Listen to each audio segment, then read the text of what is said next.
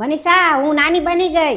અરે વાહ, હું મામી બની ગઈ. ચલો બધાને ફોન કરીને કહી દઈએ. હા ના ના, હું બધાને કહી દઉં છું હમણાં. અરે ના, બસ હું આવું 5 મિનિટમાં બધાને કહી દઉં એટલે હું આવું. મમ્મી મનીષા બે સાંભળી લો, આપણો ભાણિયો આવ્યો છે ને એ કોઈને કહેતા નહીં. અત્યારે જો મને જીજાજીનો ફોન આવ્યો હતો કે પંડિતે કીધું છે કે જો કોઈને કીધું ને તો મામા ઉપર ભાર પડશે, એટલે મારી ઉપર ભાર પડશે. તો કોઈને કહેતા નહીં, મહેરબાની કરીને કોઈ કહેતા નહીં. હું છે ને હોસ્પિટલ જઈને આવું છું હમણાં. હા, અમે કોઈને કાંઈ નહીં કહીએ. તું ત્યાં જા હોસ્પિટલ, અને તું ત્યાં જઈને પછી અમને કાંઈ કામ હોય તો ફોન કરજે. હા, કોઈને નહીં કહીએ. જાઓ. હું હજી કહું છું હો, એકવાર યાદ દેવડાવી દઉં છું, કોઈને એટલે કોઈને ન કહેતા, કોઈને નહીં. તમારી બે સિવાય કોઈને ખબર ન પડવી જોઈએ કે આપણે ભાણિયો આવ્યો છે એમ. હા ભાઈ, નહીં કહીએ, જાને. મમ્મી, હું ખાલી મારા મમ્મીને કહી દઉં, ઈ તો આપણા ઘરના જ કહેવાય ને. હા, ઈ તો ઘરના જ કહેવાય ને. તું તાર કહી દે ને. હું તો જો હમણાં ફોન કરીને મારી બેનને કહી દઉં. ઈ તો બધા આપણા ઘરના કહેવાય, બહારના થોડા કહેવાય. હા. મમ્મી, હું મામી બની ગઈ. હા, અને અત્યારે મારે હું નિરાતે વાત કરીશ. અત્યારે બહુ બધી તૈયારી કરવાની છે ને એટલા માટે મૂકું ને. હલો. હા બેન, હું નાની બની ગઈ. હા, અમારા ભાણિયાનો જન્મ થયો, બેયની તબિયત સારી છે હો. હા, પછી તને બધી વાત કરીશ. હું થોડુંક કામ મારે છે ને, હોસ્પિટલ જવાનું કદાચ થાય, ફોન બોન આવે કે ને ભાવિન ગયો છે એટલે મને કહે કાંઈ કામ હોય ને તો મારે જવું પડશે. એટલે હું તને પછી બધું શાંતિથી વાત કરીશ હો ને. હા માસી, કેમ છે?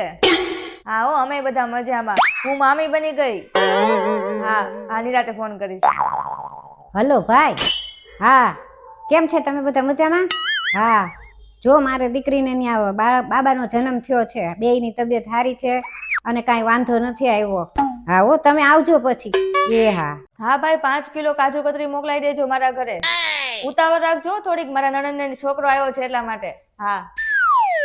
હા હલો ચંપાબેન, કેમ કામ કરવા નથી આવ્યા? આજ જલ્દી આવજો. આજે મારી દીકરીને ત્યાં દીકરાનો જન્મ થયો છે. હા, અમારે બધાને જવું પડશે હોસ્પિટલ. તો ઘરનું બધું કામ એમનામ પડ્યું છે. હા, તો વાંધો નહીં, તો તમે આવો તરત. હા.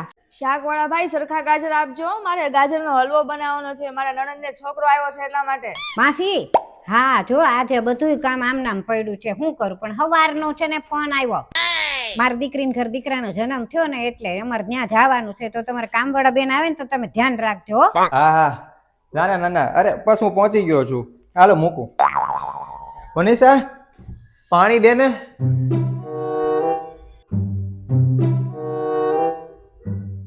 સાંભળ, હોસ્પિટલમાં બેયને સારું છે ને? તબિયત કેમ છે બેયની? હા, એકદમ બેયને બહુ સરસ, એકદમ મસ્ત છે. અને બીજું કે સવારે મેં તમને વાત કરી હતી ને કે ઓલું પંડિતે મને કીધું છે કે કોઈને કહેતા નહીં, નતર મારી ઉપર ઘાત છે, મારું કઈક ખરાબ થશે જો કોઈને કીધું તો. એટલે આપણા 3 સિવાય કોઈને ખબર પડવી જોઈએ નહીં. અને બીજું ડિટેલમાં મારે એમ પણ વાત થઈ, હમણાં રસ્તામાં આવતો હતો ને ત્યારે મેં વાત કરી લીધી. એમણે એમ કીધું પંડિતે કે આવતીકાલે આપણે સવારમાં વહેલા હાથ પૂજા કરી લેશું. બપોર પછી તમારે જેને કેવું હોય ને કેજો એમ, પણ કાલ સવાર પૂજા સુધી તમે કોઈને કહેતા નહીં. એટલે તમે કોઈને કીધું નથી ને? ના હો, અમે કોઈને કીધું નથી. તે ના પાડી એટલે અમે કીધું જ નથી. કોઈને નથી કીધું અમે. 1 મિનિટ હો. હા બોલ. ભાવિનભાઈ, તમારી ગાડી ચોરાઈ ગઈ. હે? ભાગો. ન્યા ક્યાં જાવ છો? હાલો આમ પાછા આવો તો બે. મેં ના પાડી હતી કેટલી કે નો કહેતા, કોઈ નો કહેતા. તો તમે કોકને તો કીધું જ હશે. બોલો કોને કીધું? મેં નથી કીધું કોઈને. આણે પેલા એની મમ્મીને કીધું ને એટલે પછી મેં મારા ભાઈને ને એને કીધું. પેલા આણે શરૂઆત કરી. તમે તો બધાને કહી દીધું, આ બાજુવાળાને કહી દીધું, કામવાળીને કહી દીધું, બધાને કહી દીધું એને. અને તે ન કીધું. મેં તો ખાલી મારા મમ્મીને જ કીધું ને.